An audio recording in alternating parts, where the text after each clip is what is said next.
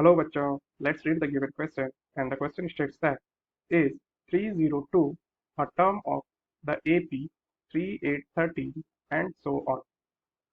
So the key concept to solve this question is AP जो sequence होती है ऐसी सीक्वेंस है जहाँ पे दो कॉन्जिक्यूटिव टर्म्स के बीच का जो डिफरेंस होती है वो डिफरेंस हमेशा कांस्टेंट होती है।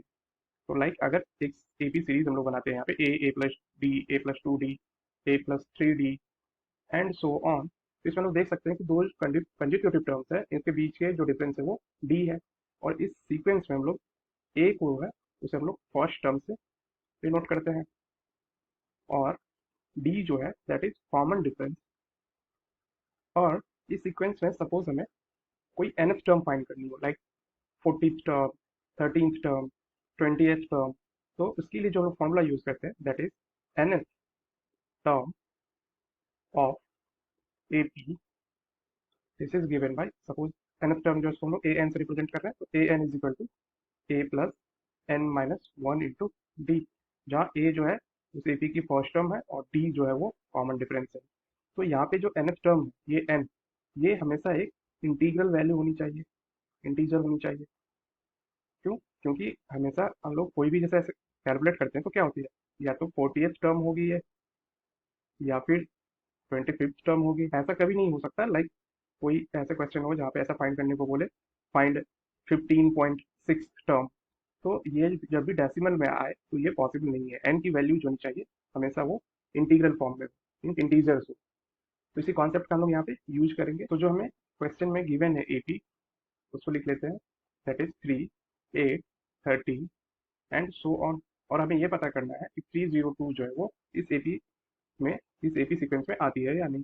तो यहाँ से हम इसको देख सकते हैं जो फर्स्ट टर्म है, first term that is a जो है वो हमें गिवन है 3 और कॉमन डिफरेंस जो है दिस इज गिवन एज, तो कोई दो कंसेक्यूटिव टर्म के बीच का डिफरेंस देख लेते हैं। तो 8 माइनस थ्री इज 5, तो कॉमन डिफरेंस है 5। तो हमें पता करने के लिए 302 इस AP सीक्वेंस में है या नहीं, हम लोग ऐसा एज्यूम कर लेते हैं लेट nth टर्म, हमें अभी नहीं पता है कि ये कौन सी टर्म होगी बट हम एज्यूम कर रहे हैं nth term of AP is 302। तो यहाँ से हम लिख सकते हैं इसको ए एन इक्वल टू 302। तो ए एन की फॉर्मूला में यहाँ लिख सकते हैं a plus n minus one into d, और ये होनी चाहिए 302 के इक्वल। तो ए हमें गिवन है 3 प्लस एन हमें फाइंड करनी है माइनस वन, और डी की वैल्यू हमें गिवन है 5।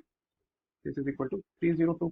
Again we can write 3 plus 5n minus 5 equal to 302।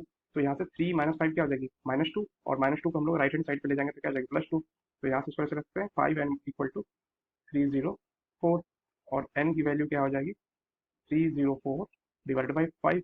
इसको हम सॉल्व करें तो ये हो जाएगी 60.8। अब हमने भी की कॉन्सेप्ट में देखा कि n की वैल्यू जो होगी हमेशा एक इंटीजर होगी, बट यहाँ पे डेसिमल फॉर्म में हो, तो मीन्स ये जो नंबर है 302 ये इस AP सीक्वेंस में नहीं आती। Hence we can say that 302 is not the term of given AP, and this is the final answer of the given question. I hope you understood the solution. Best of luck. Thank you.